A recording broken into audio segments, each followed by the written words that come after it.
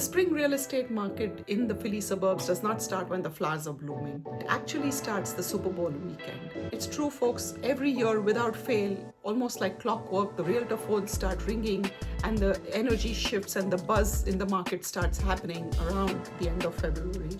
These buyers are frustrated. They start going to open houses, even with cold winter months that we've had this year. Buyers start looking for homes because they've been a little frustrated not having found their dream home last year. They're much more determined, they are ready with their criteria, and they're ready to make some decisions. So for sellers, if you're waiting until April or May when you want to wait till the end of the school year and not, switch while your kids are still in school, that may be a little too late, because apart from the fact that the buyers are already active, there's a whole lot of prep that needs to be done before you list your home for sale. So the idea is the sooner you get started, the better you can plan it out. Folks, this is Bella Vora. I'm your realtor in the Philly suburbs. Let's map out all the steps that you need to be aware of before you list your home for sale in the Philadelphia suburbs. Here's the seasonality data for the Chester County market. This literally happens every year, year after year, without fail, right? That is the season. The blue line shows the listings that come up on the market, and the green area shows the sales that happen. Clearly, the more the listings, the more the sales, because there's just more homes to buy, right? And so you can see every year the market starts picking up in February. It sort of peaks in the, May, June stage, April to June, and then kind of drops in July. Things slow down after the 4th of July weekend. August is a slow month in real estate. And I always joke about how the realtors are at the beach, everybody else has made their decisions already because schools start end of August. And so if you've decided to move, most people don't want to disrupt their kids' schooling. And so they've already made their decisions. So August, if you're thinking of listing your home in August, that's a little, it's going to be a very slow month. Mind you, the sales don't drop to zero. So there's always a band where homes are constantly selling all year round. But you've got more competition in these months, and you've got some more buyers out there as well. So the market activity is really high during those April, May, June months.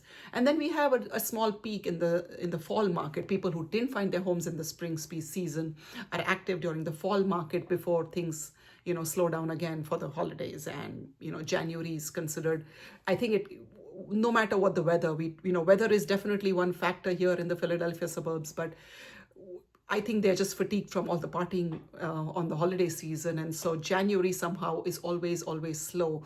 But, February, around towards the end of February, things start picking up. And that sort of is the onset of the spring market. So, this is repeated year after year. This graph shows from 2020 to 2026. So it's the same patterns that are followed every year. It's always good to know these patterns if you're in the market to, sell maybe in a few months or, next year even. This is one of the factors you want to take into consideration. Now, here is a checklist of some of the things that you want to do to prep your home for sale. For some of you who watched my market update video that was posted recently, we talked about selling within the first 30 days and how that was 106% over list price. You got your best bang for your buck. If you listed it correctly, you priced it correctly, you did it right, you got much higher than asking in the first few days. Now, if your home doesn't sell and is sitting on the market in another 6 months, you become very negotiable, and it is 180 days plus. Statistics are really scary. Check the link in the description below. I'm talking some real numbers for Chester County and the Downingtown School District there. If you want to get the best return, net from your the value of your home, the timing is important, because you want to also plan what all needs to be done before you can list your home for sale, right? So let me take you through this checklist. So the first, I'm going to go a little backwards. The first thing is the photography. Everybody thinks of the photography and the video and the marketing for the listing, right? The photographers get really busy during the busy season. Video editing takes time, so you've got to allow for some weeks to schedule these folks, and in order for editing and the other things to come together. Then you want to go a few more weeks ahead if you feel like your home needs to be staged. If you live like you live in a model home, hey, you may not need that step, but most homes need some staging, because the way you live is very different from how we want the homes to show when they're being marketed for sale. So I have never listed a home that hasn't been staged. So we do invest some in staging. Either the sellers do it with, all the furniture and things being brought into their home, or we kind of tweak what the sellers already have and make that look more camera ready and buyer friendly, if you will. And that stage, again, the staging has to be scheduled. The best stagers do get booked well in advance, so you need to plan that in advance.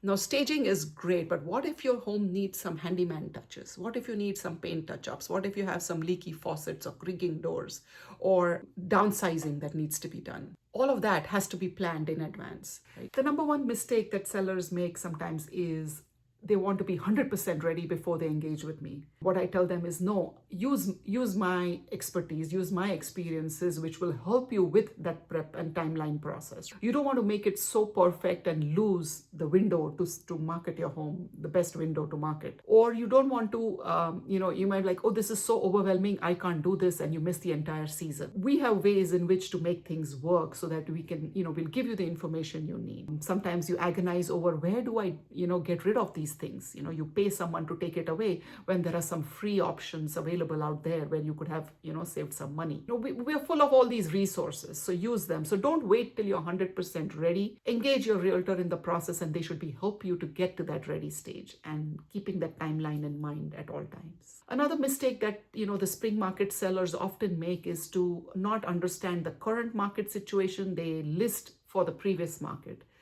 So we talked about in another video about 30, 60, 90 days. If your home sells within 30 days, you sell at a certain price, which is far higher than, if your home is going to be selling 5-6 months from now. Now, again, I've heard of sellers say, I'm not in a hurry and there's no rush to leave, but you do want to net the most amount from your sale. So the goals are important. Is it important for you to be somewhere within a certain time? Is it important for you to net the most money? Is it important for you to, just have minimal stress while you're going through all of this? We can price the home based on your needs, right? Based on what's going on. If you need the money from the sale of this house to pay for your next home, and you absolutely have to have it settled before your next settlement, that is something we can work towards as well. So working with your realtor, working on this timeline, keeping the seasonality in mind is a crucial thing. Pricing decisions will be based on all of these. And oftentimes, like, my neighbor's home sold for this and this is what I want to list for, may not be the right decision for you. We have pricing strategies where we sometimes go a little higher than market. We sometimes often go, in the last few years, we've been going slightly below the fair market value in order to create that frenzy, create that fear of missing out. And all of that depends on your location, how, the condition of your home and what's going on in the market. So it's important that, we price it correctly to get you the net, the best net amount that you can walk away with. Another thing that the mistake that most sellers make is underestimating the curb appeal. You may be in a very hot neighborhood and you may have a very, lovely home, and it is very much in demand, and you've been getting these realtor postcards and mailers or calls saying, hey, I have a buyer for your community. So you go ahead without much prep. Without taking care of all these little staging things and, things that I've been talking about. And that almost always backfires on you, whether it is in terms of the price that you get or how quickly you sell. Understanding that you need to, get that power wash done, and maybe you need to fix those little things before you sell. Maybe it's staging. All of those things will enhance the value of your home. So underestimating that is the biggest mistake that sellers make, especially in the spring market. Another thing is the inspection strategy. Folks, this is 2026. Inspections are coming back, right? You know what the condition of your home is. So if you get an offer with an inspections contingency, are you familiar with everything that's going wrong? Is that doorbell working? Is that garbage disposal not working anymore? Is there a leak in the bathroom? All of those things, it is much easier and cheaper and more efficient for you to take care of those things ahead of time and to plan ahead of time than to let the buyers discover them in the process. You're also going to be filling out that seller's disclosure, and it's important that you understand the condition of your home before you list it. Like, for example, the smoke detectors. If you have a township use and occupancy certification that is required at the time of resale, they're going to be looking at your railings. They're going to be looking at your smoke detectors or your fire sprinkler systems. Are all those, in tip-top condition? Because without that, you can't really sell your home. So another timeline factor and most sellers kind of miss this piece as well, is to find out if your home is, ready for those inspections. that will happen up once you're under contract. So here's to sum up my assessment of the spring market. And if you're a seller looking to sell, these are some of the things you want to think about, right? The timeline and the other factors that I mentioned. Currently in Chester County, if you watched one of my market update videos, the inventory levels are at 1.6 months supply. Just to explain what this means, we are very short of homes on the market. The inventory levels are rising, but there are far more buyers that are like lapping it up as in when they come on the market, right? The average days on market is very low. We call it is 1.6 months supply. It means if about 600 homes were selling in a month, we have about 1,000 homes on the market, or 1,100 homes on the market right now, which is not enough homes. A typical balanced normal market is about 5 to 6 months worth of inventory. So if you had much more homes on the market, you would see that normal flow. We haven't had that normal market since, I don't know, 2010 or something. This area has been growing. The Philadelphia suburbs have been growing. Chester County is one of the counties that has been growing rapidly, Delaware and Montgomery. So we haven't seen that high inventory levels. We're at 1.5, 1.6, 1.4. Still a strong seller's market. More buyers out there than there are sellers. If you do this right, you're going to sell at a significantly higher number. I had shared the data for Downingtown school districts for the homes that sold within the first 2 weeks or so. The numbers jumped from 515 to 650. Right? There's a $129,000 delta between the homes that sold right away versus the homes that were sitting on the market for 6 months or more.